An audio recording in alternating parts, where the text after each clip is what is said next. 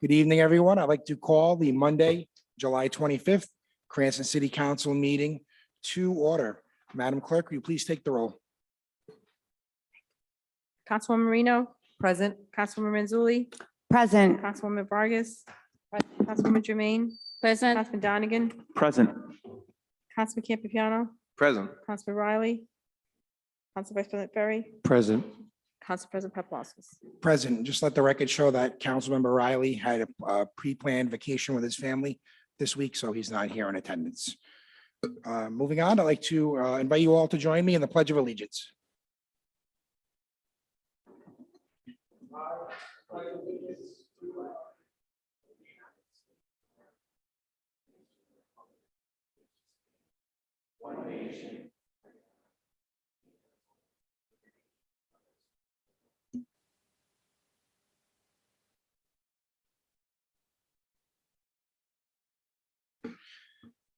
Thank you, everyone. Moving on to the meeting minutes. I'll entertain a motion to dispense with the reading of the last minutes and to approve the minutes of the last meeting. So moved. Second. Any discussion? Seeing none, Madam Clerk, please take the roll. Councilwoman Marino, Yes. Councilwoman Manzulli, Yes. Councilwoman Vargas. Yes. Councilwoman Jermaine, Yes. Councilman Donegan, Councilman Campiano, Yes. Council Vice President Ferry, Yes. Council President Paplaskas. Yes, moving on to public acknowledgements and commendations. We do have on here Troop 66 Garden City. Eagle Scouts, a couple of the Eagle Scouts aren't feeling well this evening, so we're going to continue Troop 66 Garden City to next month. So we don't have to hear that this evening. Next, I'd like to take a motion to suspend the rules and take the docket out of order so we can hear the school department two ordinances first. So move. Motion Second. to, We have a motion and a second to suspend the rules and take the docket out of order. Any discussion? Seeing none, Madam Clerk, please take the roll. Councilwoman Marino, Yes. Councilwoman Manzulli, Yes. Councilwoman Vargas, Yes. Councilwoman Jermaine, Yes. Councilman Donegan, yes. Councilman Campiano, Yes. Council Vice President Ferry, Yes. Council President Paplaskas. Yes. At this time, I'd like Chair of the Finance Committee and Council Vice President Ferry to introduce the two documents and give the report of committee on them. Council President, we have two ordinances, 62201 and 62202, which I will hand over to you. The first is the ordinance ratifying the school committee's collective bargaining agreement with the Cranston Teachers Alliance, Local 1704, AFT paraprofessionals. And the second is the ordinance ratifying the school committee's collective bargaining agreement with the Cranston Teachers Alliance, Local 1704. Council President? Thank you, Vice President Ferry. So what I'm going to do is, we had a lengthy hearing process on this or last week, actually. So what we're going to do is handle this a little differently. I'm going to ask the superintendent of the schools and Mr. Balducci to come up if they have anything they'd like to add from the committee. If they don't, that's fine. I'm gonna ask the administration and then I'll open public comment. You guys are good? You stand on your committee testimony. Okay. At this time, I'll ask the administration if they have anything to add for the two ordinances. Oh. Mayor Hopkins, the floor is yours. Thank you, Mr. President. Good evening. I want to thank the president for the opportunity to speak before the council this evening. You'll recall that as mayor, I have provided unprecedented funding to our schools in just 2 short years. Last year, I funded the schools with an incremental $1.5 million. This year, I provided an extra $1 million for such things as fair school contracts and programs for our children. I also wish to remind you of my financial support for the construction of both our new Garden City School and the soon-to-be Gladstone Elementary School. Yes, there has been some public dialogue about my concern for the school's future ability to meet the financial obligations of the contracts. Let me be clear. Never, and I repeat, never did I oppose fair increases in competitive wages increases for our educators and staff personnel. As just stated, my concern and my job responsibility is solely to ensure that the schools in the city will be able to afford its financial commitments to its employees over the 3-year term of these contracts. As you know, I met with the school administration and school committee to explain the financial challenges that I am taking on as the mayor. In that meeting, I expressed that there is uncertainty as to the taxpayers' ability to continue to incrementally fund the schools as I have been doing. Subsequently, these 2 contracts were forwarded to the council for approval. Over the past few weeks, I have taken the initiative to discuss my specific concerns with both the superintendent and the school committee chairman. The issues were then narrowed down to the issues concerning the years 2 and 3 wage reopeners. The bottom line is that I was delighted to hear from our school administrators and the chairman last week that the schools are able to cover their financial obligations through the term of these contracts. I was equally delighted that no school programs for the kids will be in jeopardy. In fact, I have applauded our school administrators, educators, and staff to reach a fair agreement that the school department can afford over the next 3 years. As a former teacher, that is still very much a part of me. I ask your consideration of me as your mayor. This position comes with a unique responsibility to both our school employees and to the taxpayers. Many of you knew my wife, Mary, who taught for decades at Bain Middle School, and my daughter, Lauren, who currently teaches at Cranston East. I spent 27 years in the Cranston public school system. I have a vested interest in our dedicated and talented school employees. At no time did I forget where I came from. As mayor, I will always be there to support the special people of the Cranston public school system. And tonight, I am here this evening to ask that you vote unanimously to accept the 2 contracts as presented to you. Thank you. Thank you, Mayor. At this time, I will open up public comment for the 2 school contracts only. I'd ask you to please limit your comments to 3 minutes. Obviously, we had a lengthy finance committee meeting. I think everybody knows the position of every council person here. I'm sure the contract is going to pass, but at this time, I'll ask if anyone in chambers would like to come up to the podium. You're more than welcome. You have 3 minutes. Seeing none, is anyone on Zoom with their hand up? Tom? I see no public comment on Zoom. Good evening, name, address for the record. Or just push the button so the green light comes on.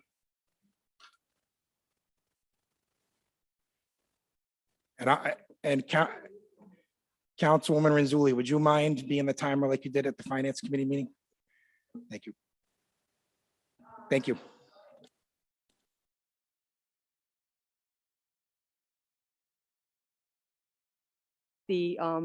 Thanks.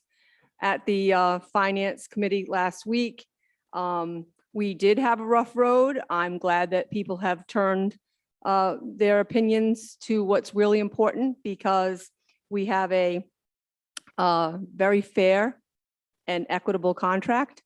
But on top of it all, as I stated last week, it is absolutely rich in educational language and schedules and enhancements for teachers, teaching and learning. A point that was made last week, and I just want to say this, is that people talk about taxpayers, but all people, all public employees are taxpayers. And in the city of Cranston, it's almost an anomaly, because almost 56% of our employees in the Cranston School Department live in Cranston. Their family lives in Cranston. And we have 1,000 AFT Families, American Federation of Teachers, who teach in other districts as well. And so basically, we support these schools. We provide everything for these students. And with the support of a superintendent and administrators and everyone else. And I just want you to understand that it's important that everybody support them because everything is for the good of everyone in Cranston Public Schools. And we have other contracts coming up, and I hope that my colleagues and friends in the other bargaining units get support as well. Thanks a lot. Thank you. If you're on Zoom and have public comment on the teacher's contract or paraprofessionals, please raise your hand. Come on up, Mr. Wall. Yeah, 27 Sagamore Road, Cranston. Dan Wall, Chairman of the Cranston School Committee. I won't belabor the point. As I stated last week, I was very pleased to hear the support the council expressed at last week's Finance Committee meeting. I'm also glad to see the mayor in the house this evening, also giving overwhelming support for the contract. It's not easy to go through the collective bargaining process. It's a long process. It takes a great deal. I'm sure those of you who've served on the negotiations committee realize that. But at the end of it, this was a thoughtful contract. It was a contract that was good for our teachers. It's good for our teachers' aid. It's good for Cranston. It's good for the taxpayers. So I'm pleased to hear the support of the contract. And like I said at the beginning, I will not belabor the point. Thank you. Thank you, Chairman Wall. Just for the record, Mr. Wall is chairman of the school committee, and I do see Dominic Fusco in the audience. He's representing Ward 3 from the school committee as well. Welcome to the both of you. Anyone else would like to come up for public comment on the two teachers and paraprofessional contracts? Seeing none, I will close public hearing. I'll entertain a motion on 622-01, the ordinance ratifying school committee's collective bargaining agreement with the Cranston Teachers Alliance Local 1704 AFT Paraprofessionals Unit. Motion to approve. Second. We have a motion and a second. Any discussion on 622-01? Seeing none, Madam Clerk, please take the roll. Councilwoman Marino, Yes. Councilwoman Rizuli, Yes. Councilwoman Vargas. Yes. Councilwoman Jermaine, Yes. Councilman Donegan, Councilman Campiano, Yes. Council Vice President Ferry, Yes. Council President Paplaskas. Yes, passes 8-0. Next, we have 6-22-02, ordinance ratifying the school committee's the collective bargaining agreement with the Cranston Teachers Alliance Local 1704 ATF, introduced pursuant to Charter Section 11.02.01. I'll entertain a motion. Motion to approve. Second. We have a motion to approve and a second. Any discussion? Seeing none, Madam Clerk, please take the roll. Councilwoman Marino, Yes. Councilwoman Rizuli, Yes. Councilwoman Vargas. Yes. Councilwoman Jermaine, Yes. Councilman Donegan, Yes. Councilman Campiano, Yes. Council Vice President Ferry, Yes. Council President Paplaskas. Yes. Motion passes 8-0. Both contracts have passed. Thank you, everyone. Okay. Should we take a recess or move on? Keep going, right? All right, we'll keep going. I would like to open up public hearings and public comment again to comment for any and all docketed items. Is anybody here from the public that would like to come up to the podium for any other matters? Now would be your time. Come on up. Good evening. Name and address for the record, please.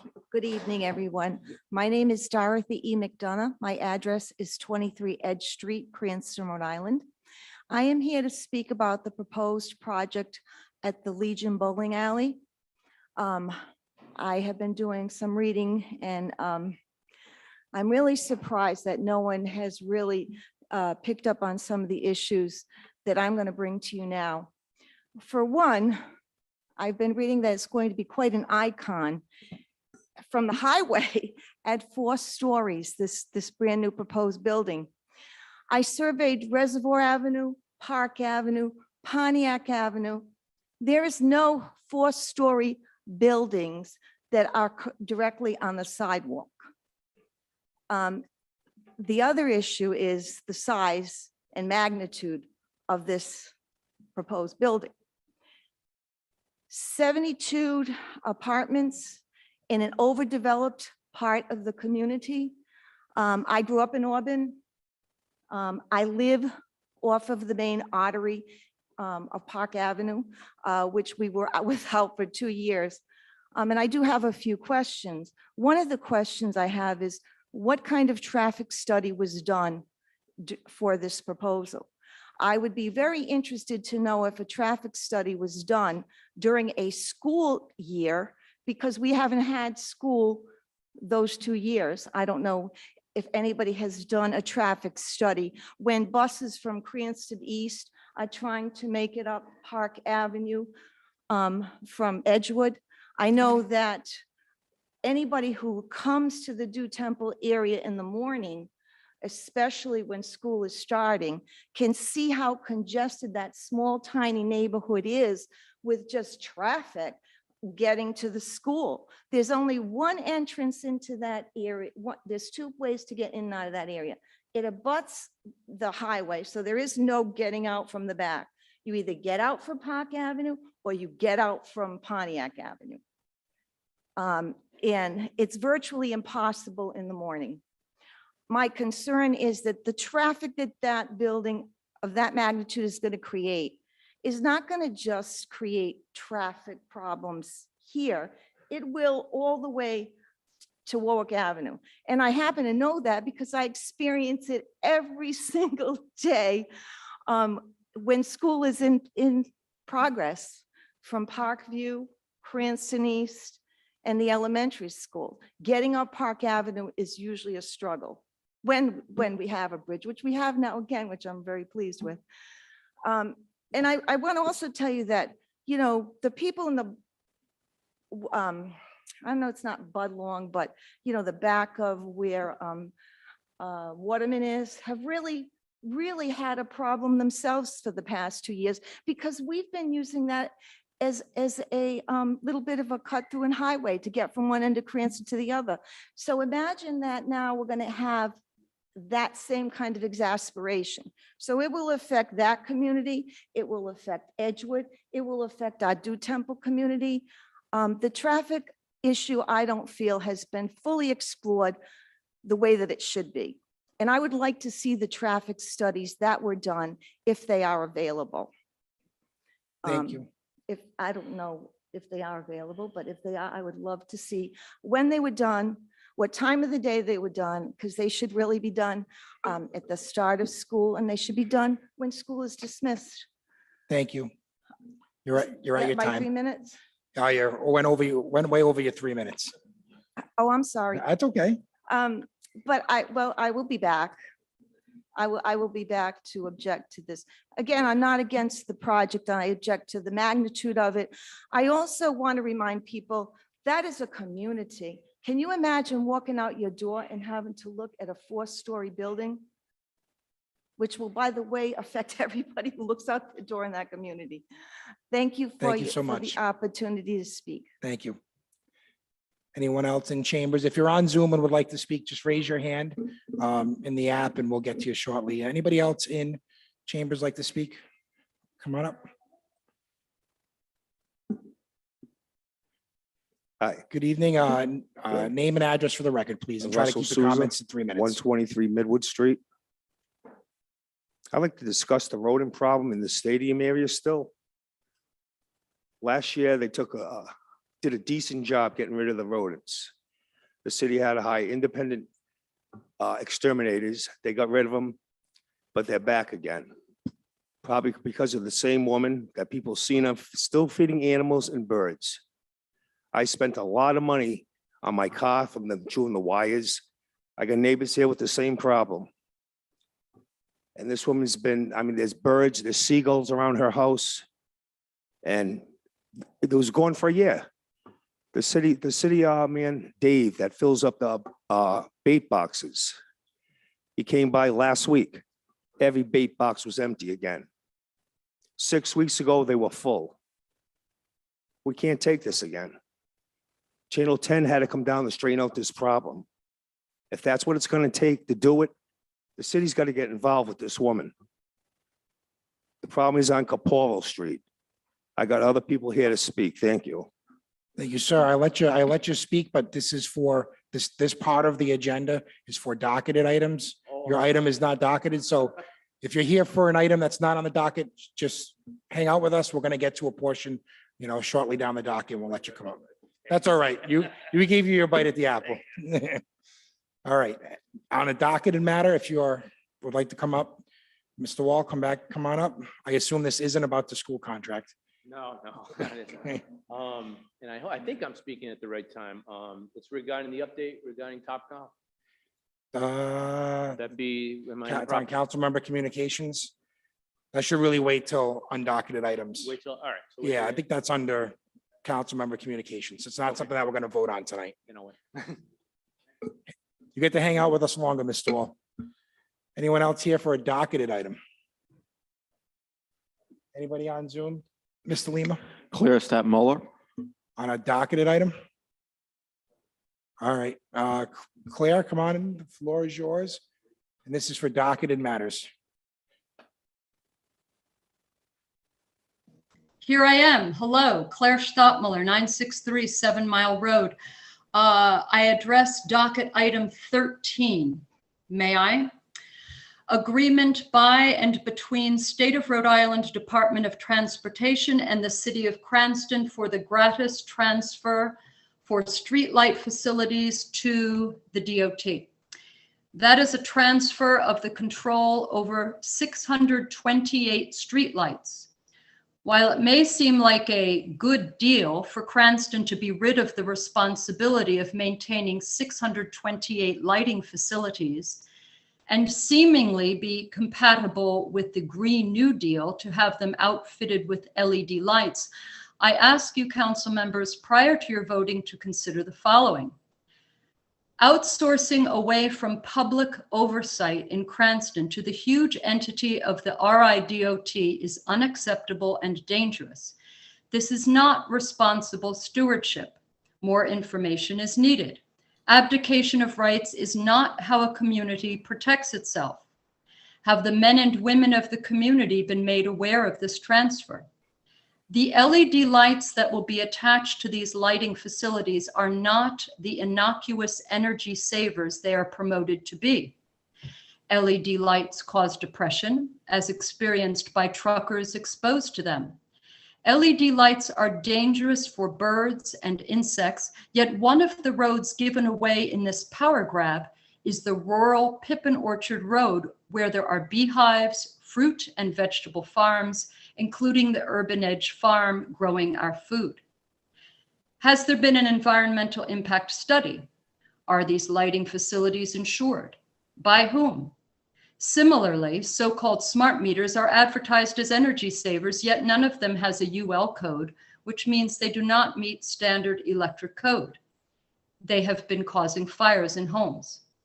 Giving away oversight to another government agency precludes having oversight of any future plans for these lighting facilities. How will the men and women of Cranston know if there are surveillance cameras installed with the lights? How will they know if a so-called small WTF, wireless transmission facility, pulsing microwave radiation into their homes have been attached to the lighting facilities? The agreement says that the DOT can shut down the lights. Is this setting the stage for infrastructure that works only when the Rhode Island DOT deems it should? The agreement states the city hereby assigns such easement rights to RIDOT. The aforementioned questions need to be answered regarding this assignment of easement rights, because without future oversight, the lack of rights could mean anything: surveillance, microwave radiation, health depleting LED lights. I ask in closing that the council who swore to protect the men and women of the city consider the gravity of this agreement prior to voting. Thank you. Thank you, Claire.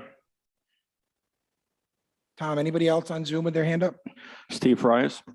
Okay.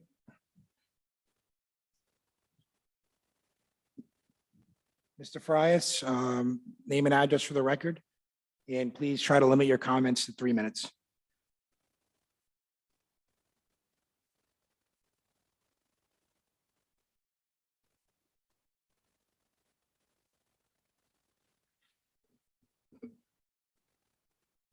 Mr. Frias, name and address for the record, and please limit your comments to 3 minutes. I think you're muted. Sorry about that. We can hear you now. Okay. Stephen Fries, 107 Garden Hills Drive. I am a member of the planning board, and I wanted to just mention, respond to the question by the lady who made public comment earlier. There was a traffic study performed. It was performed based on data from 2018. The second comment she made about the height of the building, it's a 4-story building. If you look at the map, there are also 3-story buildings in the area, multifamily. So that's the other point. And the third point, as I said to the ordinance committee, we do have safeguards in our ordinance that the ordinance committee recommended for off-street parking if that is a concern. So we do give some flexibility to the planning commission to make sure there is sufficient off-street parking if that becomes a problem. So I just wanted to respond to the citizen who spoke and just make those brief comments. Thank you very much, Council President. And if there's any questions about this project as you deliberate, feel free to contact me. I will be watching. Thank you, Mr. Frias, and you get the award tonight for 58 seconds on the clock. Anybody else on Zoom, Tom? Sheila Resiger. Okay. Sheila, welcome. 3 minutes and name and address for the record, please. And Sheila, you might be muted. Can you hear me now? We can hear you now. Thank you. Okay. Good evening. My name is Sheila Resiger. I live at 50 Malvern Avenue in Cranston, and I'll be speaking about the agreement by and between the State of Rhode Island Department of Transportation and the City of Cranston for the gratis transfer for streetlight facilities to the DOT. According to the document in the record, quote, "The city shall convert the facilities to light-emitting diode LED technology." And the definition of facilities is certain streetlights located on state roads within the city of Pranston and hereinafter called the facilities. From the city calendar website, I saw that the Ordinance Committee had on its agenda for the July 14th, 2022 meeting, a discussion of this agreement. I apologize that I didn't attend that meeting, so I don't know if there was any testimony given regarding the hazardous environmental and health impacts of LED lighting. Other communities have debated the risk-benefit analysis of the use of high-powered LED lighting on streetlights. LED lighting has been shown to have harmful effects not only on humans, but also on bees, birds, and trees. I will be quoting extensively from an article entitled "Citing Health Concerns, Some Cities Consider Dimmer LED Streetlights," published by the Pew Charitable Trust in 2016. Quote, "Health concerns, heightened by a recent warning by the American Medical Association, are giving pause to some local officials, spurring them to consider less intense LED alternatives. Cities in Arizona, California, Florida, and Massachusetts are among those who are taking the health warnings seriously. In June, the AMA warned that high-intensity LEDs emit unseen blue light that can disturb sleep rhythms. The full report from the AMA found that LEDs possibly increase the risk of serious health conditions, including cancer and cardiovascular disease. The AMA also cautioned that high-intensity LEDs can impair nighttime driving vision. Michael Simonovich, director of the California Lighting Technology Center at the University of California, Davis, said that the light from early generation LEDs really negatively impacts people's physiological well-being. Even before the AMA warning, some researchers raised health concerns. Some noted that exposure to the blue-rich LED outside lights might decrease the secretion of the hormone melatonin in humans. Melatonin, which is secreted at night, helps balance the reproductive, thyroid, and adrenal hormones and regulates the body's circadian rhythm of sleeping and waking. And the AMA cautioned that intense LEDs have been associated with discomfort and disability glare in motorists, meaning that they impair nighttime driving vision. Finally, the AMA cautioned about the harmful effects of bright LEDs on wildlife, particularly nocturnal animals, birds, and insects," unquote. From an article entitled "LED Streetlights, Great for the Climate, Not So Great for the Environment," published in in We're at- 2021. We're at your time. If you could wrap Okay, up. I'll wrap up. So has Cranston considered whether the installation of LED lights is the best way forward, or discuss the intensity of the LED streetlights in its plans to convert the lights along state roads to LED lights? Once the DOT has complete control over these streetlights, how will Cranstonians be able to voice any objections? Thank you. Thank you. Tom, any other hands up on Zoom? I see no further public comment. Okay, and I see no public comment in chambers. I will close public comment on docketed matters. Thank you, everyone. Moving on to resolutions. We have one resolution, a resolution allowing the police department of the city of Cranston to collaborate with non-adjacent Rhode Island municipalities and police departments through a statewide mutual aid agreement sponsored by Councilman Riley. Councilman Riley isn't here tonight. Is there someone here prepared to speak on what this resolution is?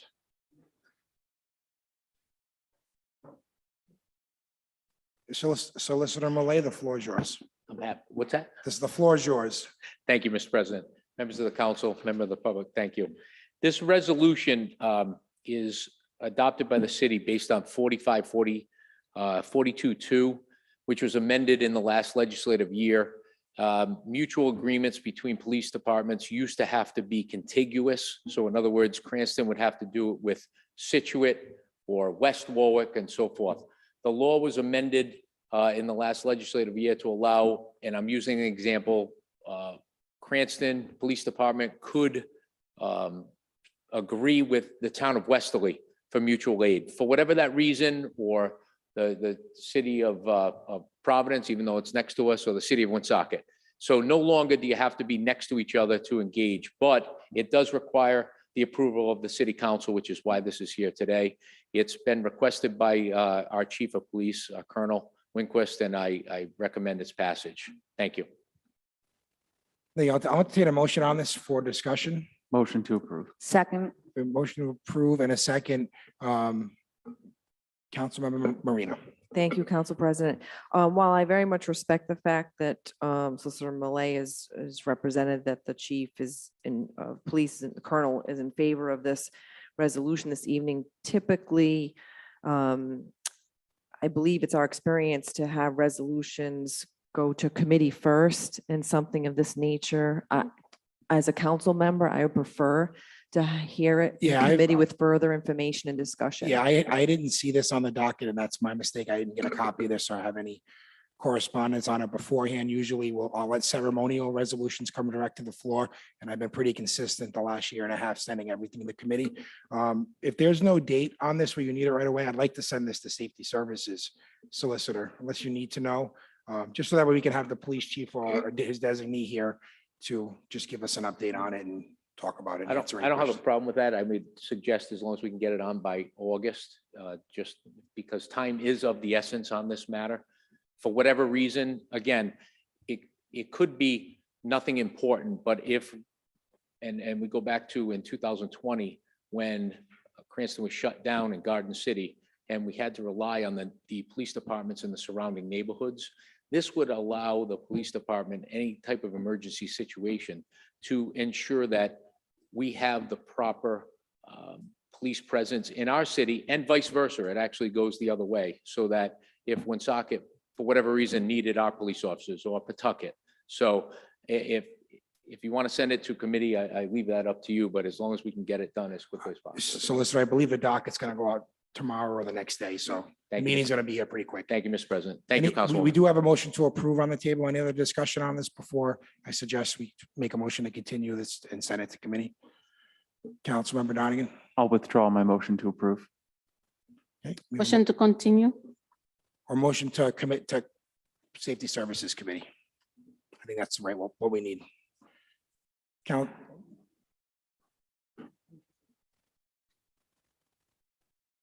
Motion to continue to send to the safety services. Okay. Second. Do we have a second? Any discussion on that motion?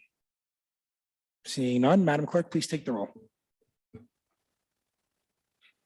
Councilwoman Marino? Yes. Councilwoman Renzulli? Yes. Councilwoman Vargas? Yes. Councilwoman Jermaine? Yes. Councilman Donegan? Yes. Councilman Campiano? Yes. Council Vice President Ferry? Yes. Council President Paplaskas? Yes, motion passes 8-0. Moving on to report of committees. First up is the Safety Services and Licensing Committee. Councilwoman Nicole Renzulli, Chair. The floor is yours. Thank you, Council President. So tonight we have a Class BV liquor license that is new. It's for 999 Restaurant Inc., doing business as Hot Pot Buffet. We are voting here tonight because this license is over the cap. It passed unanimously in the Safety Services Committee, and I urge passage here tonight. Motion to approve. Second. Okay, we have a motion and a second on 999 Restaurant Inc. Any discussion from council members? Seeing none, Madam Clerk, please take the roll. Councilwoman Marino, Yes. Councilwoman Renzulli, Yes. Councilwoman Vargas, Yes. Councilwoman Jermaine, Yes. Councilman Donegan, Yes. Councilman Campiano, Yes. Council Vice President Ferry, Yes. Council President Paplaskas. Yes, motion passes 8-0. Thank you, Councilwoman Renzulli. Moving on to the Finance Committee, Council Vice President Ferry, the floor is yours. Thank you, Council President. First, we have advice and consent of the mayor's appointment of Ernest Tomasiello as Community Development Director. Do I have? Thank have you, to take a Chair. Do motion. we have a motion to approve the advice and consent of the mayor's appointment? Motion to approve. Second. We have a motion and a second under discussion. Seeing none. Madam Clerk, please take the roll. Councilwoman Marino, Yes. Councilwoman Renzulli, Yes. Councilwoman Vargas, Yes. Councilwoman Jermaine, Yes. Councilman Donegan, Yes. Councilman Campiano, Yes. Council Vice President Ferry, No. Council President Paplaskas. Yes, motion passes 1-7. Congratulations, Mr. Tomasello. And I said that name wrong. Can you believe that? My last name's the hardest, and I said your name wrong. Congratulations. Council President, next we have a resolution urging the council and the administration to use ARPA funds to repair, renovate, and fix the Budlong Pool, sponsored by Councilwoman Jermaine and co-sponsored by the entire rest of the council. Council President. Thank you. This passed obviously in committee unanimously. I'll entertain a motion to approve. Motion to approve. Second. Any discussion on the resolution? Seeing none, Madam Clerk, please take the roll. Councilwoman Marino, Yes. Councilwoman Renzulli, Yes. Councilwoman Vargas, Yes. Councilwoman Jermaine, Yes. Councilman Donegan, Councilman Campiano, Yes. Council Vice President Ferry, Yes. Council President Paplaskas. Yes, motion passes 8-0. Next, we have a resolution authorizing real estate tax abatements. This passed in committee. I urge passage tonight. Thank you, Chair. I'll entertain a motion. Motion to approve. Second. We have a motion and a second. Any discussion? Seeing none, Madam Clerk, please take the roll. Councilwoman Marino, Yes. Councilwoman Renzulli, Yes. Councilwoman Vargas. Yes. Councilwoman Jermaine. Yes. Councilman Donegan, Yes. Councilman Campiano, Yes. Council Vice President Ferry, Yes. Council President Paplaskas. Yes, Next, we have resolutions authorizing motor vehicle tax abatements. These passed in committee. I urge passage tonight. Motion to approve. Second. we have a motion and a second. Any discussion on the motor vehicle tax abatements? Seeing none, Madam Clerk, please take the roll. Councilwoman Marino, Yes. Councilwoman Renzulli, Yes. Councilwoman Vargas, Councilwoman Jermaine, Yes. Councilman Donegan, Councilman Campiano, Yes. Council Vice President Ferry, Yes. Council President Paplaskas. Yes, Last in finance, we have tax interest waiver approvals. They passed in committee. I urge passage tonight. thank you. I'll entertain a motion on the tax interest waiver approvals. Motion to approve. Second. We have a motion and a second. Any discussion? Seeing none, Madam Clerk, please take the roll. Councilwoman Marino, Yes. Councilwoman Renzulli, Yes. Councilwoman Vargas. Yes. Councilwoman Jermaine, Yes. Councilman Donegan, Councilman Campiano, Yes. Council Vice President Ferry, Yes. Council President Paplaskas. Yes, that concludes the business of the Finance Committee. Thank you, Vice President Ferry. Moving on in report of committees, we are up to the Public Works Committee, which has business for us this evening. So Council Vice President Ferry, the floor is still yours. Thank you, Council President. We have an agreement by and between the State of Rhode Island, Department of Transportation, and the City of Cranston for the gratis transfer for streetlight facilities to the DOT. Thank you. I'll entertain a motion on the DOT agreement. Motion to approve. Second. We have a motion and a second under discussion. Seeing none, I'll just say that this is good savings for the taxpayers with the state taking over these lights, and they should have taken them over a long time ago. So Madam Clerk, please take the roll. Councilwoman Marino, No. Councilwoman Renzulli, Yes. Councilwoman Vargas, Yes. Councilwoman Jermaine, Yes. Councilman Donegan, Yes. Councilman Campiano, Yes. Council Vice President Ferry, No. Council President Paplaskas. Yes, passes 6-2. Okay. Moving on, Council Vice President, the floor is still yours. Next is the Oakland Cemetery. The request dated June 7, 2022 from the GRA on behalf of Rhode Island Public Transit Authority to conduct work at or near to the Oakland Cemetery. Council President. Thank you very much. I'll entertain a motion on this request from RIPTA to do work near the Oakland Cemetery. Motion to approve. Second. We have a motion and a second. Any discussion on this? Seeing none, Madam Clerk, please take the roll. Councilwoman Marino, Yes. Councilwoman Renzulli, Yes. Councilwoman Vargas, Yes. Councilwoman Jermaine, Yes. Councilman Donegan, Yes. Councilman Campiano, Yes. Council Vice President Ferry, Yes. Council President Paplaskas. Yes, motion passes. Thank you, Vice President Ferry.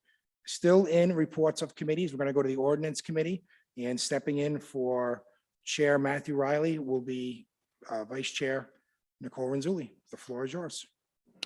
Thank you. First on the docket, we have Ordinance 10-21-03, ordinance and amendment of Chapter 3.08 of the Code of the City of Pranston, 2005, entitled Revenue and Finance, Contracts and Purchases.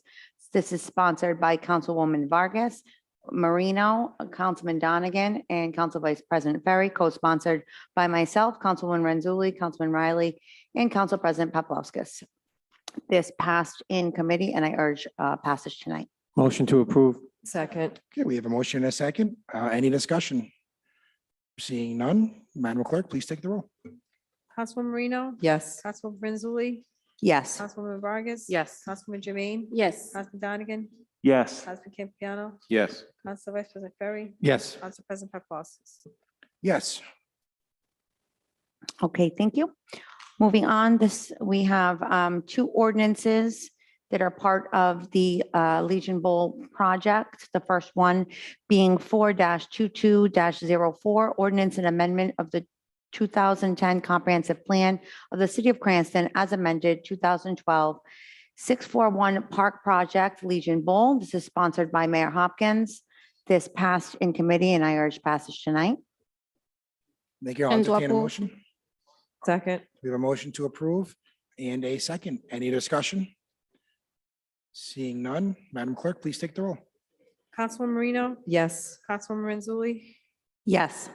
Councilwoman Vargas. Yes. Councilwoman Jermaine, Yes. Councilman Donegan, Yes. Councilman Campiano. Yes. Council Vice President Ferry, Yes. Council President Paplaskas. Yes, Next, we have ordinance 4-22-05, ordinance and amendment of chapter 17.84 of the Code of the City of Cranston, 2005, entitled zoning. This is a change of zone for the 661 Park Project, Legion Bowl, sponsored by Mayor Hopkins. This passed in committee, and I urge passage tonight. Motion to approve. Second. all right, any discussion? We have a motion and a second. Seeing none. Seeing none, Madam Clerk, please take the roll. Councilwoman Marino, Yes. Councilwoman Renzulli, Yes. Councilwoman Vargas. Councilwoman Jermaine, Yes. Councilman Donegan, Yes. Councilman Campiano, Yes. Council Vice President Ferry, Yes. Council President Paplaskas. Yes, motion passes. Thank you. Next, we have ordinance 4-22-08, ordinance and amendment of chapter 17 of the Code of the City of Cranston, 2005, entitled zoning. This is a change of zone for 870 Oakland Avenue, sponsored by Council President Paplaskas. This passed in committee, and I urge passage tonight. Chair, I'm going to pass the gavel to Council Vice President to take the roll on this. I'm going to recuse on this because I work at Tommy's Pizza, and this parking lot is in the same plaza as Tommy's Pizza. The applicant is not Tommy's Pizza where I work, and I'm probably going over the top with an abundance of caution, but just to be fair, please don't take the vote till I leave the room.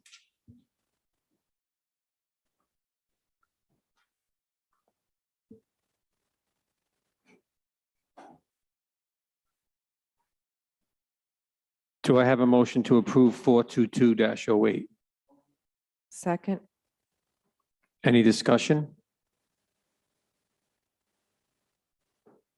Madam Clerk, please take a roll. Yes. Councilwoman Renzulli, Yes. Councilwoman Vargas, Councilwoman Jermaine, Yes. Councilman Donegan, Yes. Council Campiano, Yes. Council Vice President Ferry. Yes. Motion passes. Thank you. If someone could just get Council President. If you want to take a longer break, you can. Okay, thank you. Moving on to 5-22-03, ordinance and amendment of the 2010 comprehensive plan for the city of Cranston as amended 2012 for 0 Comstock Parkway, 2184 Plainfield Pike, and 2174 Plainfield Pike. Assessors plat 36, lots 5, 36, 38, 51, 52, and 53. This petition was filed by Elizabeth Paul from KM Realty LLC and Atwoodley Realty LLC. It's sponsored by Council President Paplaskas. This ordinance passed in committee, and I urge passage tonight.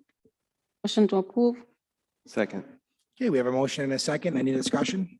Seeing none, Madam Clerk, please take the roll. Councilwoman Marino, Yes, sorry. Councilwoman Renzulli, Yes. Councilwoman Vargas, Yes. Councilwoman Jermaine, Yes. Councilman Donegan, Councilman Campiano, Yes. Council Vice President Ferry, Yes. Council President Paplaskas. Yes, motion passes. Thank you. And the sister ordinance to that is 5-22-04, ordinance and amendment of Chapter 17 of the Code of the City of Pranston, 2005, entitled zoning, change of zone, 0 Comstock Parkway, 2184 Plainfield Pike, and 2174 Plainfield Pike. Assessors plat 36, lots 5, 36, 38, 51, 52, and 53. This is sponsored by Council President Paplaskas. It passed in committee, and I urge passage tonight. Do we have a motion? Motion to approve. Second. We have a motion and a second. Any discussion? Seeing none, Madam Clerk, please take the roll. Councilwoman Marino, Yes. Councilwoman Renzulli, Yes. Councilwoman Vargas. Yes. Councilwoman Jermaine, Yes. Councilman Donegan. Yes. Council Campiano, Yes. Council Vice President Ferry. Yes. Council President Paplaskas. Yes. Excellent. Thank you, everyone. That concludes the report of committees. That was a lengthy report of committees. Next, I will open up public comment for undocketed items. If you're on Zoom, feel free to raise your hand.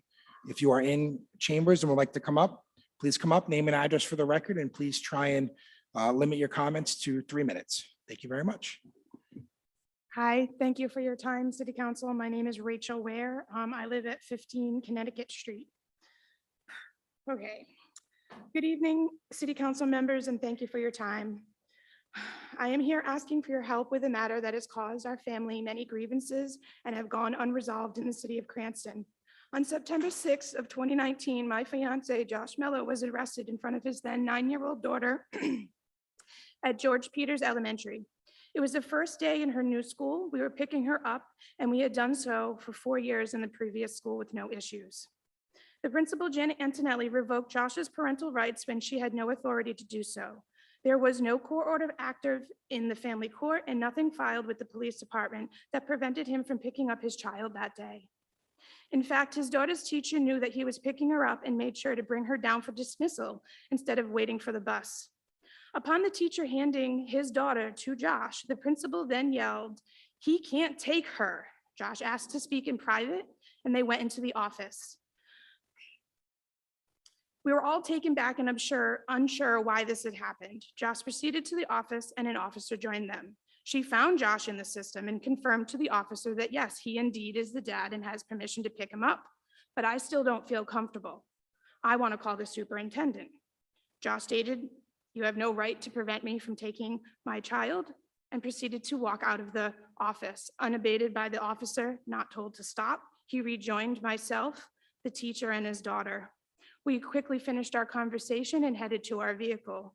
Upon halfway to the vehicle, the officer who was not an SRO officer because this principal had had issues this week at the school, came running out towards us yelling, "You can't take her. I'm going to touch your minor child."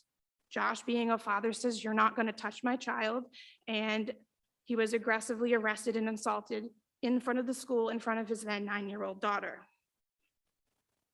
We have been trying to bring attention to this matter and would like to have an understanding on how to proceed. We, back in 2019, did approach the superintendent, Ms. Nodi Massey. I have documents stating that we asked to speak on this matter because it's not just our family and my stepdaughter that's been affected by this. Other families can be affected by these issues. Upon Josh being arrested, we found out that Ms. Nodi, that Janet Antonelli had decided to revoke his rights away based on an emergency care card. And if you are a resident here in Cranston, the emergency care card specifically states that these are people who pick up people for emergencies and early dismissal. Joshua was there picking up his child at dismissal. It was not an emergency. He had permission to do so. Someone allowed the mother of the child to change this document without a court order. I watched him and his ex fill out this form a week prior at the meet and greet when we met the principal and the teacher. I am here asking for help as I've gone to the school committee. I've sat with Trafficante, Mancuso this year and spoke to them about this issue, and it has gone on deaf ears. We've been stonewalled multiple times on other various issues, and I'm here asking for your help as you have all taken oaths being city officials and elected to uphold the US Constitution and the Rhode Island Constitution. And I think that we need help having parental rights taken and addressed to prevent this from happening from anybody else. Thank you for your time. Thank you very much. Thank you. Anybody else in chambers for undocketed items? Name and address for the record, please. I'm Josh Mello and I live at 15 Connecticut Street in Cranston. As my fiance has stated, I was wrongfully and willfully kept from my daughter picking her up from dismissal at George Peters Elementary in 2019. Since then, it has been a whirlwind of corruption and misery trying to deal with the Cranston School Department as well as the Cranston Police Department. They have forcibly kept me away from my daughter, her school, and public buildings with malicious and erroneous trespasses, which they had violated me on also erroneously. This panel here, as well as many people amongst the Rhode Island, have received emails from me and many others trying to have this matter addressed. It has still fallen on deaf ears. However, we are not done seeking the investigation we request of the situation that took place at my daughter's school and subsequently within the Cranston School Department. While they are in here requesting numerous funds and numerous favors, yet they fail numerous times to advocate for the children and the parents and the children to which they have the custody of. I am one of them parents, and I am looking to this body, this panel, as well as the other officials that hold an oath in this city to do the right thing and make justice finally happen for my family and my daughter. Thank you. Thank you. Anybody else in chambers for undocketed items? Come on up, name and address for the record. You have up to 3 minutes. Dan Wall, 27 Sagamore Road. First, let me just say, I want to thank Councilman Ferry for putting the Top Golf update on his communications this evening. I do appreciate it. Please understand, I come here tonight not to cast any dispersions or any shade on Top Golf, the development. I know it's passed. I know it's come to fruition. I realize there's going to be a groundbreaking very soon. And understand this, I don't believe it's a zero-sum game between the interests of development like Top Golf and the interests of the people who live in neighborhoods, like in this case, Garden City. However, how can I say this? I have had an occasion to walk through the neighborhood, Garden City, a little bit and talk to some of the constituents, and some of the concerns, and maybe they have been addressed by this body at some point and they're not familiar with it. Some of the concerns were brought to my attention, and I thought it'd be a good idea to bring this to the council. So, just a couple of concerns. I'm told, and I'm getting kind of conflicting opinion. I know there was a traffic study done, and the findings of the traffic study, I'm ignorant of this, but I'd like to see the findings of the traffic study, because it seems some of the people in the neighborhood are not sure how that study was done, what the results were, and also the timeframe when it was done. Was it actually, I'm hearing that it was done perhaps during the COVID time, which could affect the results. So that's the first concern. I only have 3, so I'm not going to be here forever. And the other thing is because it's going to be in a pretty congested area, especially Saconaset Crossroads and Pontiac Avenue, which are rather narrow streets and heavily traveled. Are there any plans to maybe widen sections of it in case of traffic? I guess that would hinge upon what was found in the study. Another thing, and this was expressed to me, was 37. I'm told there's a potential for perhaps, and there's a rumor that there would be an on-ramp or off-ramp to service Top Golf right from there. And that may cool some of the traffic, potential traffic congestion that could happen. And those are only 3 points I had. I figured I'd bring it to council. I do appreciate you guys listening to this. Perhaps you've gone over this times when I wasn't here, and if this is redundant, I apologize. So thank you for the council, for the update, and I look forward to hearing. Thank you, Mr. Wall. Anyone else in chambers? Seeing none. Ms. Lima, anybody on Zoom with their hands up? I see no public comment. This time I will close public comment for undocketed items. Moving on to election and/or appointment of city officials. First, we have the Arts Commission, the reappointment of Nancy Vituli for a term to expire on July 25th, 2025, sponsored by Councilwoman Marino. I'll entertain a motion. Motion to approve. Second. Second, we have a motion and a second under discussion. I'm going to be recusing myself due to this being my mother. Please note for the record, Councilmember Donegan is recusing. Don't be going too long, Councilman. We need you. I will ask for any discussion on this. Seeing none, Madam Clerk, please take the roll. Councilwoman Marino, Yes. Councilwoman Renzulli, Yes. Councilwoman Vargas. Yes. Councilwoman Jermaine, Yes. Councilman Campiano, Yes. Council Vice President Ferry, Yes. Council President Kaplan. Yes, motion passes. Thank you.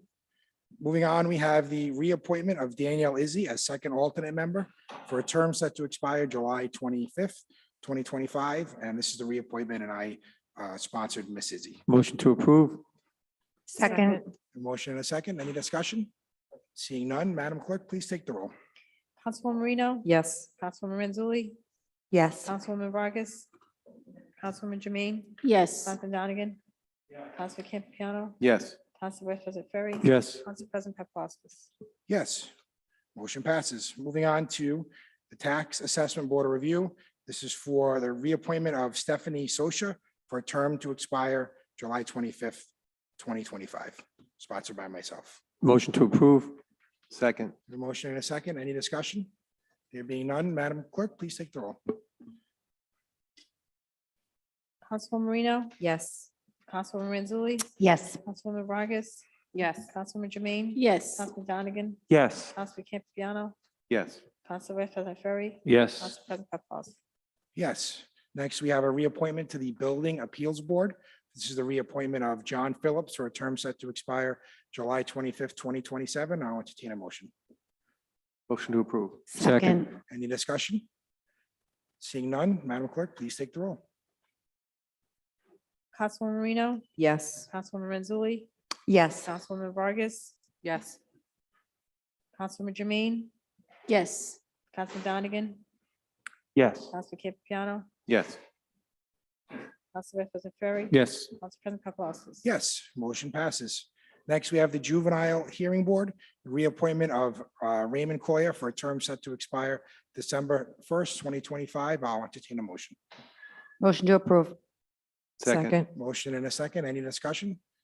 Seeing none, Madam Clerk, please take the roll. Councilwoman Marino, Yes. Councilwoman Renzulli, Yes. Councilwoman Vargas, Yes. Councilwoman Jermaine, Yes. Councilman Donegan, Councilman Campiano, Yes. Council Vice President Ferry, Yes. Council President Paplaskas. Yes.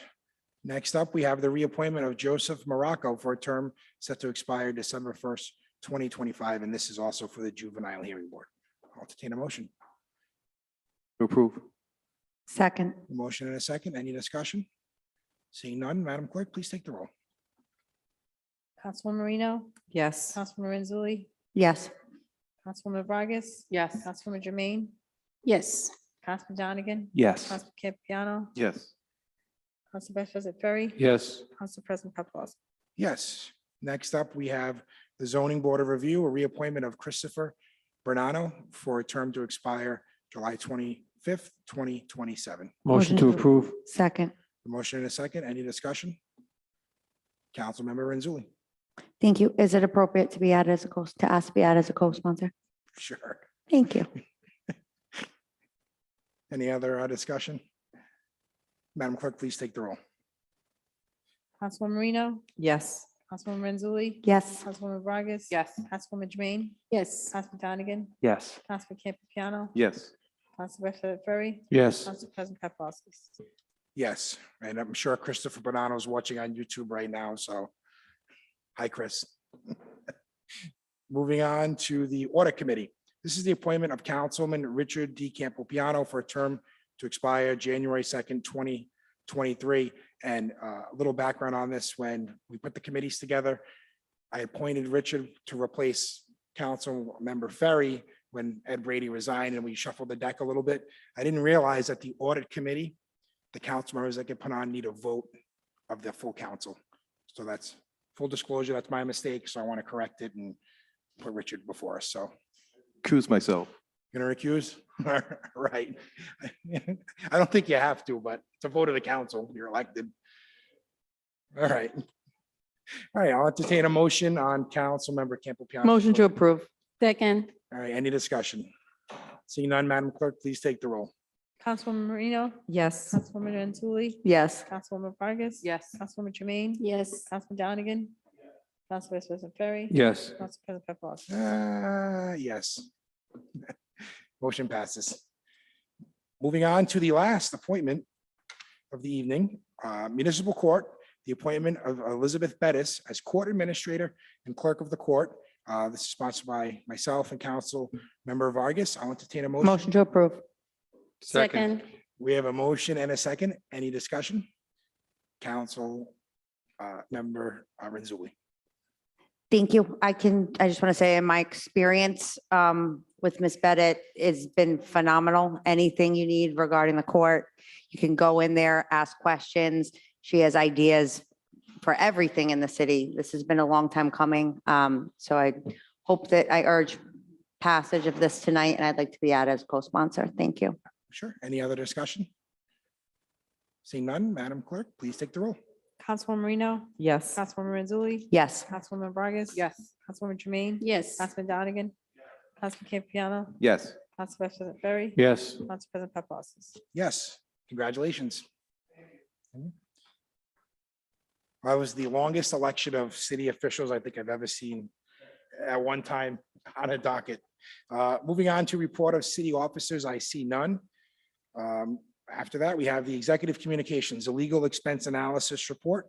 Are there any questions for the administration on the legal expense analysis report?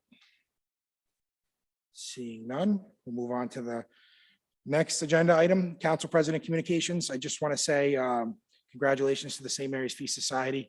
The feast went off without a hitch. It was great to see all of you. Mr. Moretti's interrupting me mid-thought. I apologize. So, yeah.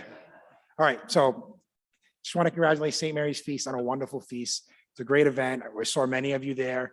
It transcends party lines. It was a wonderful time for families to get together and enjoy, the neighborhood and some great food and all get together. So I wish them, it's well over 100 years. I wish them another 100 years of success.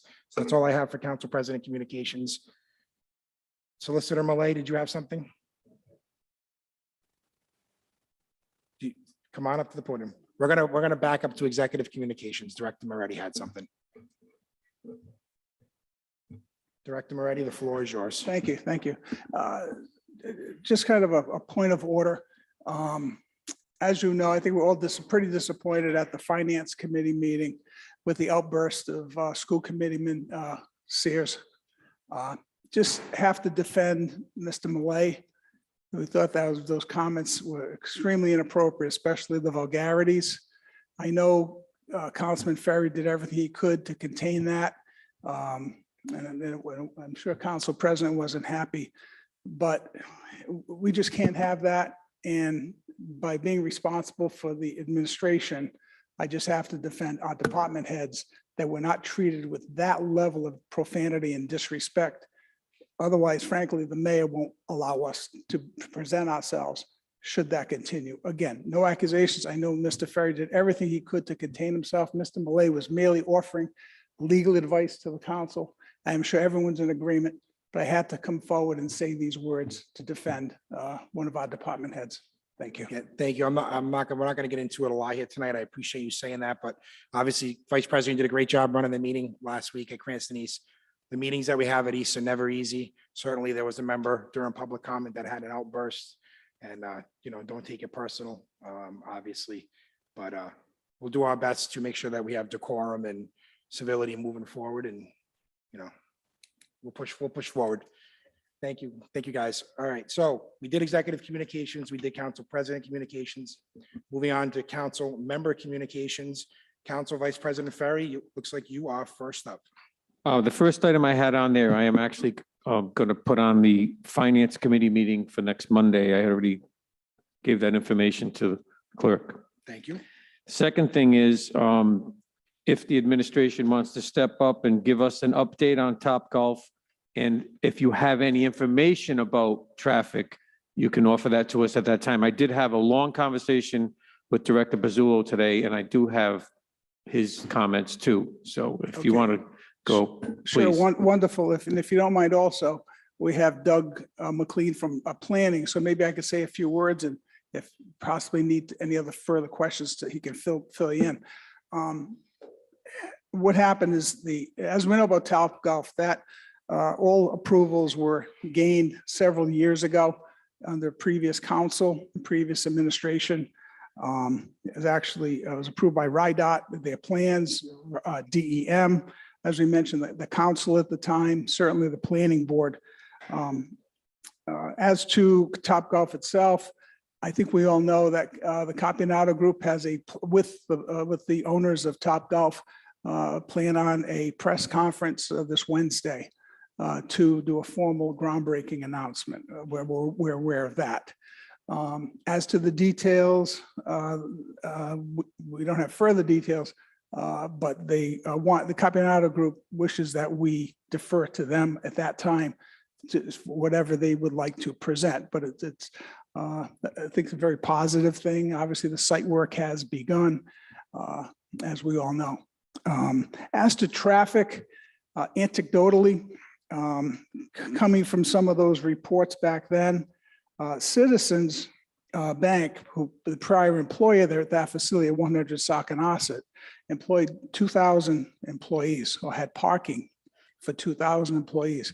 So between the hours of 7 to 9 and 3 to 6 peak hours, they're expected to have had a greater amount of traffic during those peak hours than Topgolf is planning or anticipates having during those hours. And certainly those non-off hours, I'm sure they'll be picked up also. But anecdotally, that's really what I could offer. As to Mr. Wall had mentioned, yes, there is an exit ramp directly into the Topgolf facility. In fact, I went out there. That's already half paved already, and that will be the case to help alleviate some of the traffic from 37. That's pretty much what I know without referring to the old council records, the planning records. If you'd like anything else, I'm sure Doug may be able to help fill you in. Would you like to speak at all?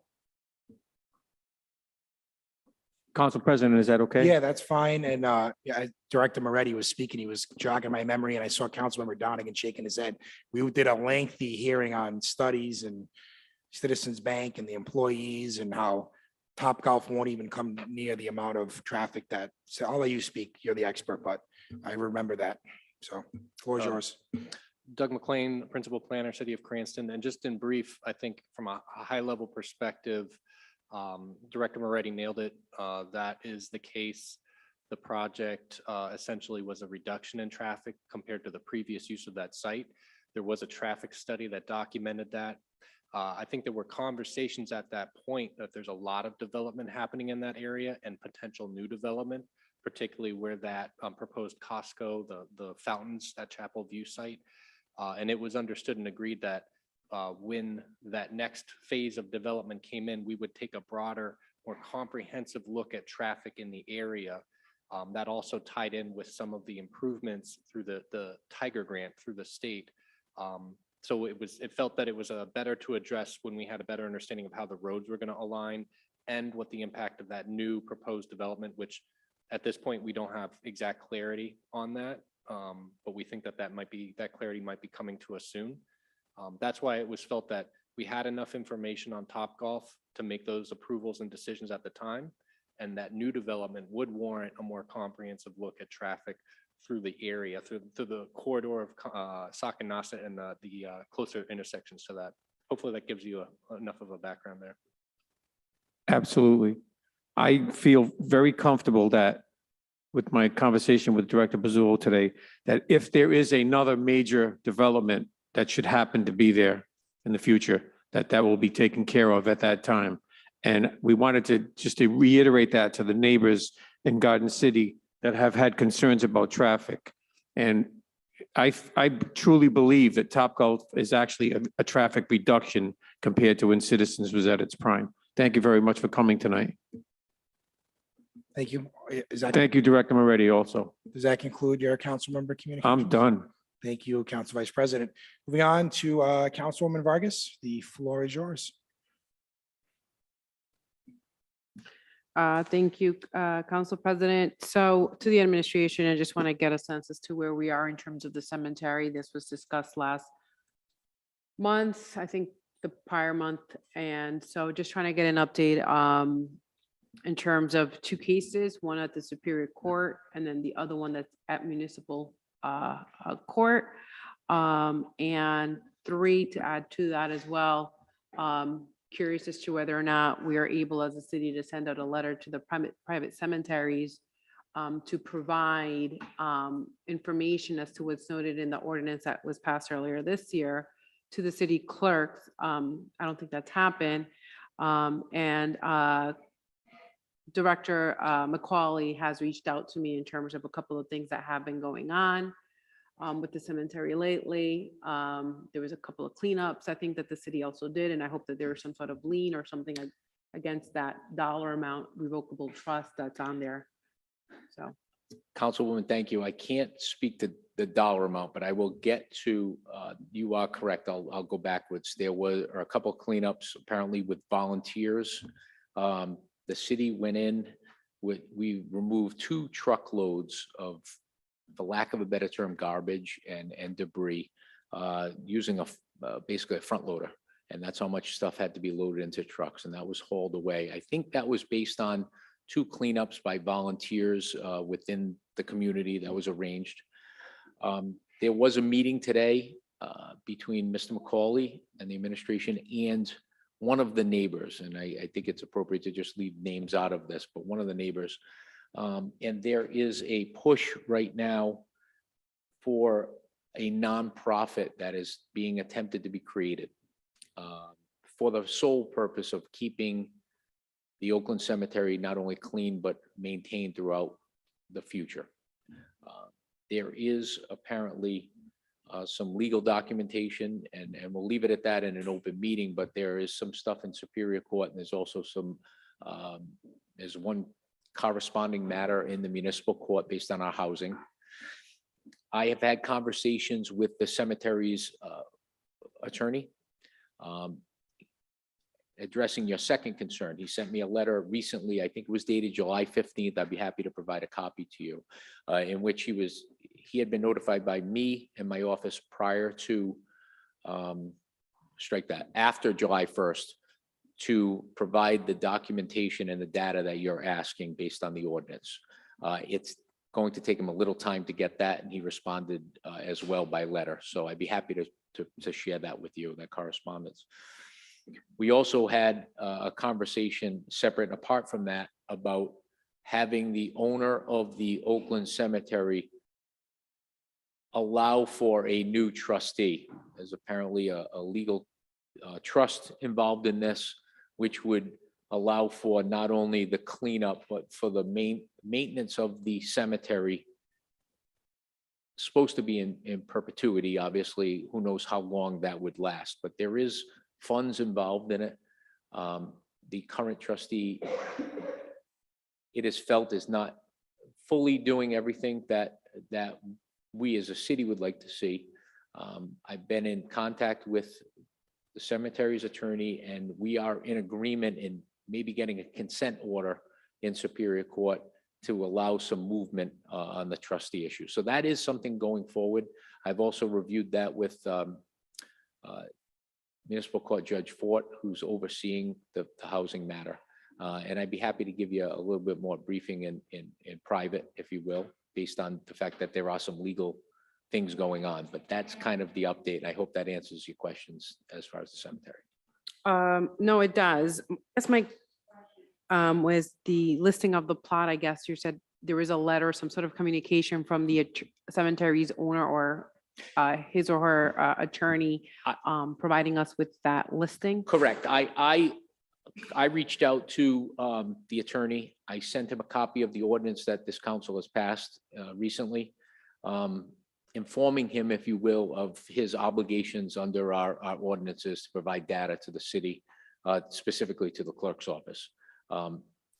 He indicated back it's going to take a little bit of time, but he will respond in kind. So I take him, I know who it is. I take him at his good faith effort that as an officer of the court, he'll provide that information on behalf of his client.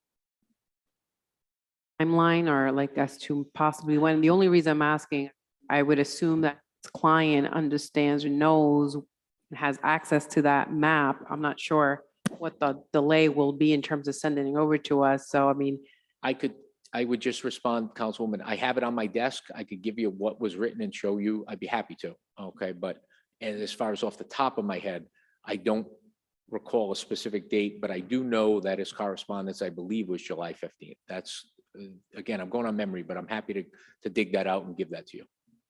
thank you. And then in terms of the cleanups, are we placing liens? Is that correct to assume in terms of whether it's through a nonprofit or so that takes care of this cemetery?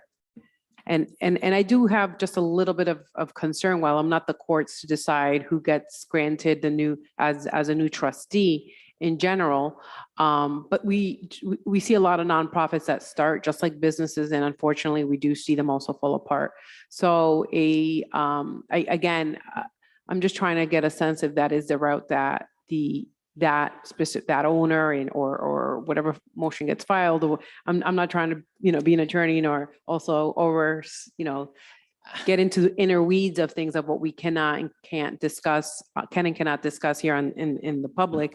But I'm just trying to get an understanding if it is by virtue of a nonprofit, and what accountability are they having in place of making sure that they have those funds and they're going to actually, for whatever the dollar amount is on those funds, right? Because we've been hearing numbers floating around in general.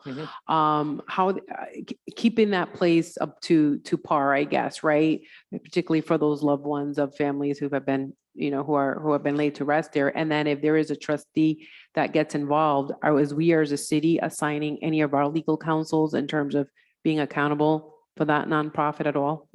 All right, so there's a couple of points that I know you asked a number of questions. First of all, as far as liens, I'll leave that to municipal court judge. That's not my area. In other words, that's in the court's jurisdiction. As far as this nonprofit that we're discussing, it's been at least explained to me that there is an attempt by neighbors to create a nonprofit with the sole purpose of maintaining that private cemetery. Again, I have to for the record, at least everyone needs to understand, it's privately owned property. There's very limited ability for the city to do anything except to enforce our ordinances. And we're doing that. We are helping to clean up. That's being done almost for the benefit of the neighbors and for your ward. But again, this is private. If there is a change in the trustee, I can just tell you that they would have a legal obligation to live up to the basis of the trust, which, and although I have not seen the document, it's been explained to me that the purpose of that trust is to maintain and keep clean, and I'm probably really paraphrasing, the Oakland Cemetery in perpetuity. So they would have a legal obligation to use whatever funds are there for that purpose and not to misuse it. Again, and I know you said it, and I'm saying it as well, I wish I had a crystal ball to say, listen, they're going to create this nonprofit, they're going to keep up to what they're doing. Obviously, anything could happen, but I think in good faith, the individuals that we're dealing with have a real interest in doing what they say they're going to do because they are neighbors. And just like yourself, Councilwoman, they don't want to see that turn into, they would rather see it go the other way. So again, I think it's only time will tell, but I think we're headed in the right direction. Even the cemetery's attorney is really working with the city and has a very good outlook on the future.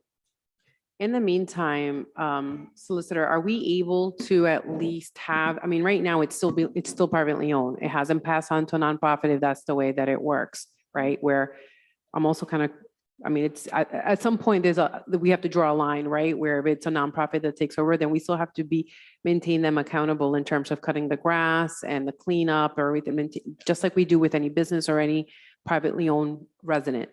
Because it is a nonprofit, even though the cemetery currently is a for-profit. Now, can I stop you for 1 second? Yep. They're not there yet. I have made a proposal at least to the cemetery's attorney about maybe changing the trustee in the meantime to a third party, or maybe someone, a member of the bar who does this type of work, who could at least get that going until the consent order would be, until the nonprofit is created. It could take a little while for that to happen, but there is a plan so it's not going to take whatever it takes to get. my concern, the city being as the trustee and the liability that we would carry if it's any one of our attorneys here within the city. No, it wouldn't be the city. It'd be a private attorney, third party. We don't have any. In fairness, the city doesn't have, it's a privately owned property. We're not taking it over. So we don't have any reason to actually be even the trustee. We have no involvement. What we'd like to do is make sure it gets cleaned up and it maintains being cleaned up. And then we've washed our hands of the situation. And hopefully that no one ever calls us again to work on Oakland Cemetery or any other situation similar. Okay, that's the goal. I do have some things in play that I'd rather keep off the public record, but I'm happy to share an executive session at some point. So 2 things to what you just said. I'd like to add this to executive session if possible for next month. If you Just to kind of get a status if there's any changes I'm happy between to now and then. provide- And Sorry. then second, the grass has yet to be cut. It is still a huge eyesore while there's the cleanup, but the grass is, I got a call on it on my way here from a neighbor that lives right off of, I think it's Smith Street. While that's in place, we still have to make sure though that whomever is responsible at cemetery is still doing their due diligence and keeping up with the property, because it is a nuisance property at this point, right? I can certainly reach out to the attorney and speak to him. I can do that tomorrow. All right. And just express the concerns that are raised there.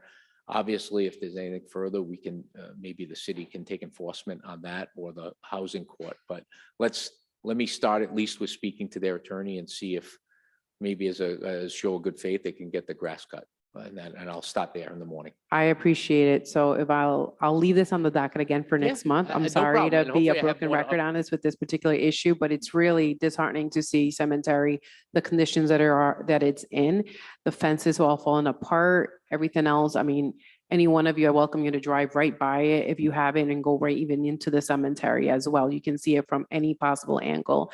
And the house next to it is actually up for sale as well. And there's a huge pile right next to it, which is another eyesore, which is another phone call that I also got. So again, I'm just trying to see what we're able to do with that cemetery. I know it's been a long I hope to have time coming. I hope to have a further update in a month for you, Councilwoman. All right, Thank you. thank you for that. The second item that I have on here, while I still have the floor, is the Cranston sewage overflow, clogged sewer line processing cleanup. I'm not sure if any of the other city council members here got a email at all from a constituent on Clifton Avenue. I'm just trying to get a sense as far as the city goes. I know to an extent some of the piping eventually becomes private property. But this is actually the second person that I know now who's reached out to me, not within the same neighborhood in two different wards, who've asked about the sewage cleanup. So I received an email, pretty much this person came home to an overflow of sewer backup. And so the basement had a really bad smell when they went downstairs. It was an overflow drains that Phillips Plumbing or whomever it was, in that case, came to their attention and they had to be called because the entire basement was filled with raw sewage with chunks floating, not to get into specifics. And so I'm just trying to get a sense on our end, and I can also refer this over to Public Works if needed, but what is the process in terms of the sewage overflow on this? And I can definitely forward the email between now and Public Works if that is the case, or to you, Tony.